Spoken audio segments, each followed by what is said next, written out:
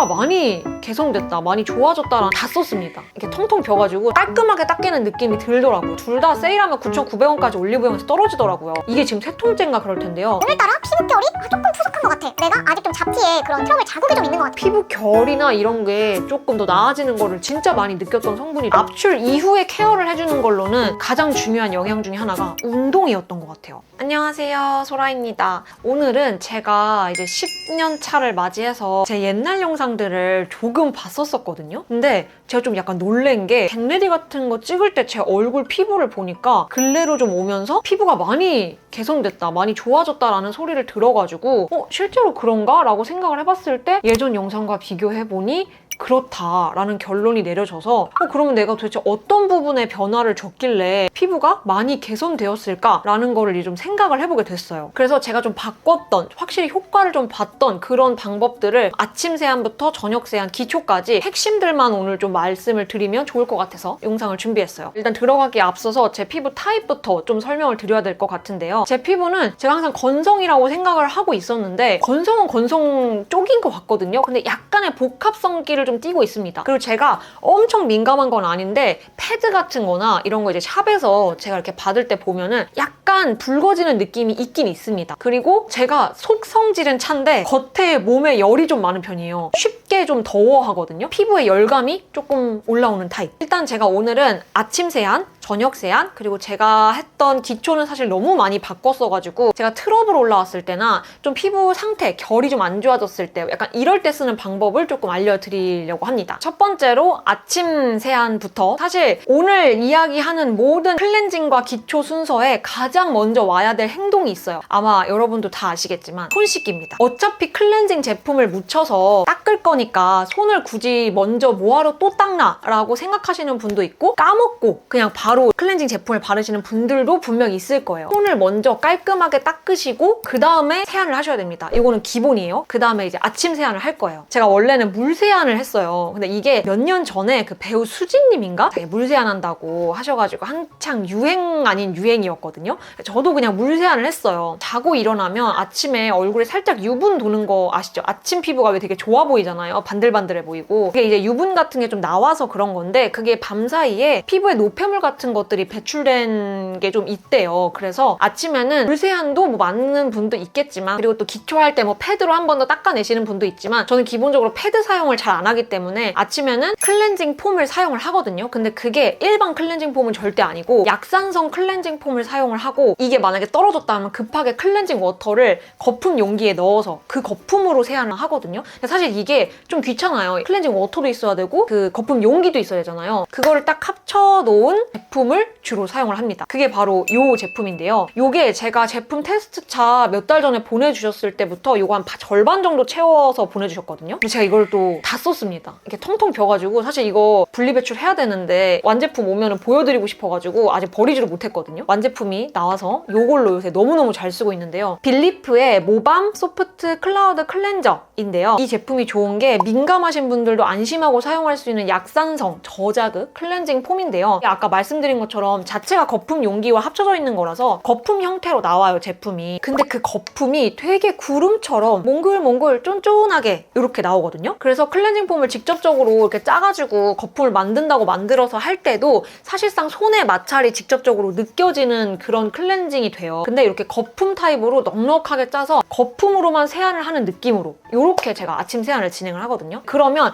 피부 마찰도 적고 너무너무 편리합니다. 근데 이 경우에 또 많은 분들이 걱정하시는 게 이게 제가 이따 저녁 세안에도 나올 거거든요. 약산성은 미끌미끌해요. 막 뭔가 잘 안 닦인 기분이에요. 막 이렇게 생각하시는 분들이 진짜 많을 거예요. 뭐 약산성의 약간 기본 공식 같은 느낌이잖아요. 근데 이 제품은 모공 속 노폐물을 100% 세정해주는 딥 클렌징력이 있다고 연구 결과도 나와 있고요. 실제로도 그냥 다른 그 젤 타입의 약간 그런 약산성 클렌징 폼보다 조금 더 깔끔하게 닦이는 느낌이 들더라고요. 그리고 결정적으로 이 모밤 소프트 클라우드 클렌저 요거 안에는 아하 성분이 들어가 있어요. 그래서 피부결을 살짝 정돈해주는 그런 느낌도 좀 들기 때문에 아침에 적당한 수준으로 클렌징을 하면서 피부결을 좀 가꿔주기에도 좋죠. 그리고 약산성 클렌징 폼을 사용하니만큼 또 가장 중요한 게 당기는 느낌 느낌이 없어야 되잖아요. 근데 이 제품은 빌리프의 모이스처라이징 밤 그 라인에서 나온 제품들이기 때문에 클렌징인데도 불구하고 사용하고 났을 때 당기는 느낌이 없어서 너무 좋았어요. 그래서 이 제품 제가 진짜 추천드리고, 사실 저는 얘는 계속 재구매를 해서 쓸 것 같거든요. 근데 이 제품이 이렇게 이번에 올리브영에서 런칭 세일을 진행하고 2월 25일 오늘, 제가 오늘 영상을 조금 빨리 올린 이유가 있어요. 8시에 올영 라이브로 가장 저렴하게 판매를 한다고 해요. 이게 10,000원대까지 떨어진다고 하거든요. 그래서 이 몽글몽글한 거품으로 편안하게 진짜 자극 없이 세안하는 게 어떤 기분인지를 여러분들이 꼭 느껴보셨으면 좋겠어서 오늘 조금 빨리 온 것도 있고, 그리고 이게 런칭 기념으로 특별히 이제 기획 세트로 구성이 됐는데 이 안에 이 클렌징 패드가 있어요. 이 클렌징 패드가 진짜 부들부들하거든요. 클렌징 밀크나 이런 클렌징 거품류 사용하실 때 가볍게 따뜻한 물에 적셔서 마치 에스테틱에서 지워주듯이 약간 그렇게 사용하시기에 진짜 좋거든요. 그래서 이번 기회에 기획 세트로 같이, 게다가 10,000원대까지 떨어진다고 하니까 한번 사용을 해보시면 너무너무 좋을 것 같아서 이렇게 빨리 달려왔습니다. 자, 그 다음에는 이제 저녁 세안으로 넘어가야 되는데요. 저녁 세안은 제가 진짜 누누이 말씀을 너무 많이 드렸던 이제 아이들이 나올 거라서, 근데 이제 좀 오늘 정리를 딱 해드릴게요. 색조 제품 지울 때 보통 리무버 사용을 하시잖아요. 화장솜에 묻혀서. 저는 화장솜에 리무버를 끄는 지가 이미 한 2년 정도 됐나? 아무튼 1년은 무조건 넘었어요. 근데 그 이유가 일단 눈에 너무 자극이 돼요. 그리고 두 번째, 화장솜 낭비. 원래는 키스미에 마스카라 리무버를 진짜 몇 통을 쓰다가 이번에 뭐 갈아탄 건 아니고 사실 둘 다 비슷하게 너무 좋거든요. 요즘 제가 쓰고 있는 거는 이 세잔느의 마스카라 리무버입니다. 그래서 요거를 이미 하나 쟁여놓은 거고 지금 얘를 쓰고 있거든요. 근데 얘는 키스미보다 어플리케이터가 약간 성근 마스카라 그것처럼 생겼어요. 키스미 거는 좀 투명한 액체가 막 발려져 있는 느낌이라면 얘는 약간 크림을 굉장히 묽게 개어서 그게 발려져 있는 느낌이에요. 가격대도 알아보니까 둘 다 세일하면 9,900원까지 올리브영에서 떨어지더라고요. 그래서 뭐 어느 걸 써도 상관없는데 저는 이제 이걸 마스카라에 발라놔요. 이를 닦습니다. 치실하고 그 다음에 손 깨끗하게 씻고 클렌징 밀크를 할 때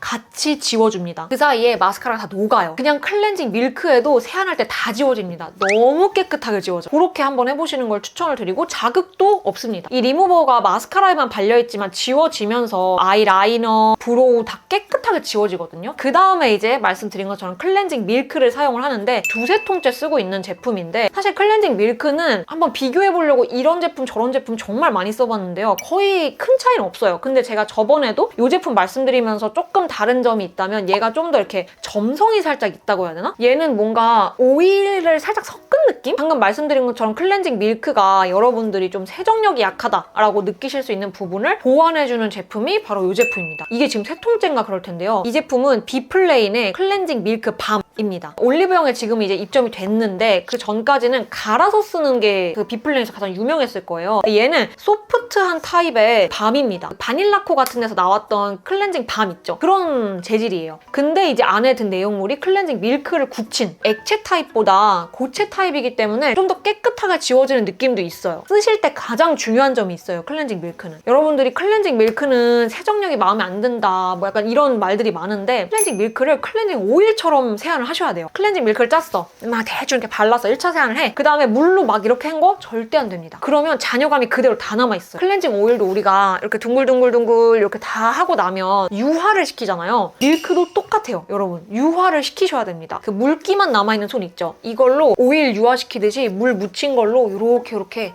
해주셔야 됩니다. 사실 클렌징 밀크에도요, 여러분, 오일 성분이 다 들어가 있어요. 여러분들에게 필요한 유분까지 다 씻어내지는 않되 지워야 될 건 지워진 상태로 돼요. 뭐 건성에서 복합성, 약간 특히 이런 분들에게 추천드려요. 오일을 써줘야 되는 분들도 있을 거예요. 근데 그런 분들이 막 억지로 밀크를 쓰실 건 아니지만, 본인한테 맞는 걸 써야 되지만, 보통은 아무 생각 없이 1차 오일, 2차 클렌징 폼, 이게 되게 당연하다고 생각하는데, 제가 에스테틱 가서 제 피부 보시더니 밀크 쓰셔라 라고 해서 밀크로 바꾼 이후에 광명을 찾은 사람이기 때문에 사용법을 언젠가 한번 좀 제대로 말씀을 드려야겠다라고 생각을 했거든요. 유화 진짜 중요합니다. 그 다음 이제 클렌징 폼인데요. 클렌징 폼도 사실상 저는 그냥 이거 씁니다. 약산성 클렌징 폼으로 거품으로만 가볍게. 왜냐하면 이미 이 1차에서 제가 정말 꼼꼼하게 유화시키면서 땄기 때문에 2차에는 또 자극적으로 막 벗겨낼 만큼 강한 클렌징 폼을 쓸 이유가 전혀 없어요. 네, 그 다음에 이제 마지막으로 기초템인데요. 오늘 조금 중점을 두는 거는 제가 옛날 피부에 비해서 지금 피부 트러블이라든지 아니면 피부 결에 너무 많은 변화를 겪었기 때문에 거기에 조금 더 효능을 준 게 뭘까라는 거를 고민을 해보다가 하나의 성분이 정말 큰 도움을 줬다라는 생각이 들었거든요. 그게 바로 레티놀입니다. 근데 레티놀이 되게 자극적이라고 생각하시는 분들도 있고 레티놀 제품이 시중에 또 너무 많이 나와 있어서 사실 저는 입문자분들에게는 가장 추천하는 게 이니스프리 레티놀 시카 흔적 앰플이거든요. 콜라보 제품을 갖고 와가지고 모양이 이런데 원래는 그 심플하게 여기 적혀있는 거 아시죠?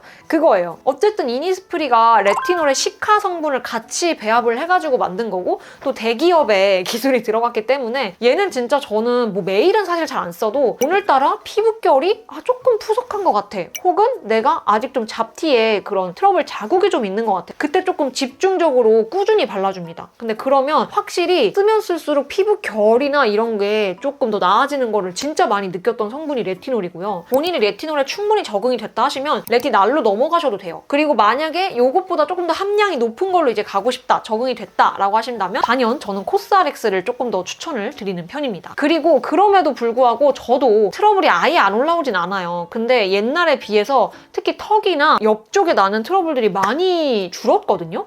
근데 그럴 때 혹시나 아직도 좀 올라오는 애들이 있다 하면은 제가 이거 예전 영상에서도 소개를 해드렸는데 이니스프리 레티놀 시카 앰플 포커싱 패치거든요. 이거 진짜 괜찮아요. 제가 지금 이거를 또 한 통 다 써가지고 제가 지금 이건 몇 통째 썼는지도 기억이 안 나거든요. 심지어 이거는 제가 세일 안 해도 급하면 사요 그냥. 이니스프리에서도 그걸 아셨는지 이만큼을 보내주셨어요 저한테. 이거 진짜 너무 좋거든요. 그래서 이거 진짜 트러블 올라올 때 웬만하면 그걸 막 만지고 막 이렇게 하지 마시고 그냥 얘 붙여놓으면 돼요. 근데 대신 얘는 한 가지 단점이 있다면 그걸 붙여놓고 메이크업을 하고 나갈 순 없다는 거. 무조건 밤에 나이트 케어용으로만 붙여줘야 된다는 게 조금 아쉽긴 하지만 근데 그럼에도 진짜 강력 추천드리는 저의 트러블 패치입니다. 근데 이제 얘로도 조금 벗어나서 좀 크게 나가지고 어쨌든 짰어. 그래서 그 압출 이후에 케어를 해주는 걸로는 난장판이 됐는데 이 햇서린이라는 제품이 있어요. 얘네가 단계별로 있거든요. 이렇게 터진 이후에 붙이는 게 있고 터지기 전에 이렇게 붙이는 것도 있어요. 근데 얘네들은 이제 얘네를 붙이고 메이크업을 하면은 조금 티가 덜 나거든요. 그래서 저는 트러블 패치는 이렇게 2개 쓴 지가 진짜 오래됐고요. 저는 효과를 많이 봐서 좀 추천을 드리는 제품들입니다. 마지막으로 가장 중요한 걸 여러분들 말씀을 드리고 싶은데 제가 단순히 이 클렌징과 기초 뭐 이런 레티놀 제품만으로 많이 개선됐다고 말을 할 수는 저는 없을 것 같아요. 가장 중요한 영향 중에 하나가 운동이었던 것 같아요. 왜냐하면 이게 저는 어차피 강도 높은 운동을 잘 안 해요. 일주일에 아직도 그냥 2번만 운동을 나가거든요. 그 주기적인 운동으로 몸에 있는 노폐물, 땀을 다 배출을 해주고 또 그때 제가 원래는 물을 진짜 안 먹어요. 운동할 때는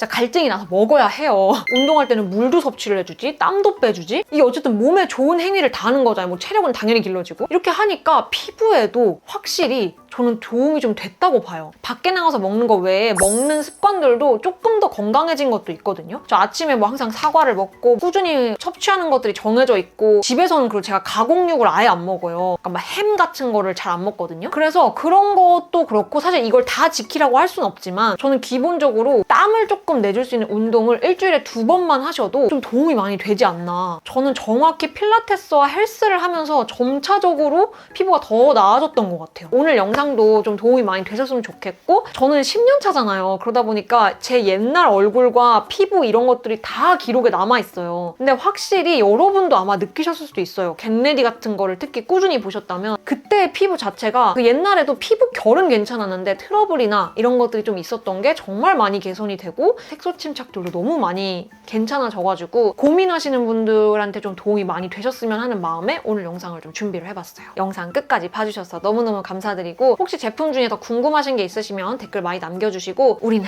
다음에 더 좋은 영상으로 만나도록 할게요. 그럼 안녕!